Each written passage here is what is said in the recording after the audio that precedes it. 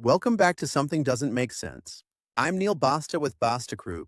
This is the series where we look at real agency stories and uncover the financial numbers that explained what was really happening behind the scenes. In episode 1, we found an agency owner using the wrong revenue number. In episode 2, we discovered a client that looked profitable but wasn't. In episode 3, we uncovered a business generating hundreds of thousands of dollars but keeping almost none of it. Today, we're looking at a problem that fooled an agency owner for years. She thought she had a cash flow problem. She didn't. She had a labor problem, and not a small one. A $107,000 labor problem. Before we get started, if you're enjoying the series, hit like, subscribe to the channel, and leave a comment below. Quick question. When you think about labor costs, what do you include? Employees? Contractors? Payroll taxes? Owner pay? Let me know. Because today's story starts with a mistake that almost every agency owner makes. This agency looked successful from the outside. Revenue was growing. Clients were happy. The team was expanding. The owner had built a respected creative agency with strong relationships and consistent growth. But every time she tried to do something important, the money wasn't there. She wanted to hire, the money wasn't there. She wanted to increase salaries. The money wasn't there. She wanted to take a meaningful owner distribution. The money wasn't there. And because the bank account seemed to bounce between healthy and stressful, she assumed the problem was cash flow.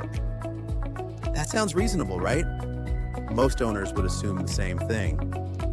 But when something keeps happening over and over again, there's usually a deeper explanation.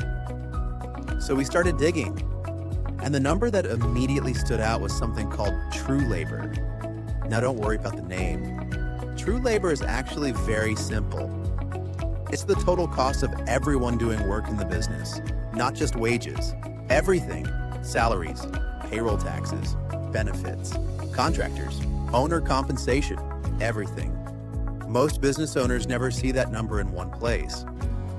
Instead, pieces of it are scattered throughout the financials, which means nobody is looking at the complete picture. And that's exactly what happened here. When we added everything together, we discovered that labor costs had climbed to 74% of revenue. The healthy target was 61%. That difference represented roughly $107,000 in labor costs the business couldn't actually support. Pause for a second. $107,000. Not because somebody was stealing, not because somebody made one terrible decision, because nobody had ever added everything together. That's the crazy part. The number didn't exist. Nobody had ever built it before. And once we saw it, everything started making sense. Why hiring felt scary. Why cash felt tight. Why growth wasn't translating into freedom. The labor cost structure was simply too heavy. Now here's where things get interesting. The solution wasn't firing everybody. The solution wasn't shrinking the business. The solution was understanding the numbers. First, we built the complete true labor calculation. Then we calculated the labor budget ceiling, the maximum amount the business could safely spend on people. Then we reviewed contractor relationships. 2 contractors were operating under agreements that made sense years earlier, but no longer fit the economics of the business. One moved to project pricing. One engagement ended naturally.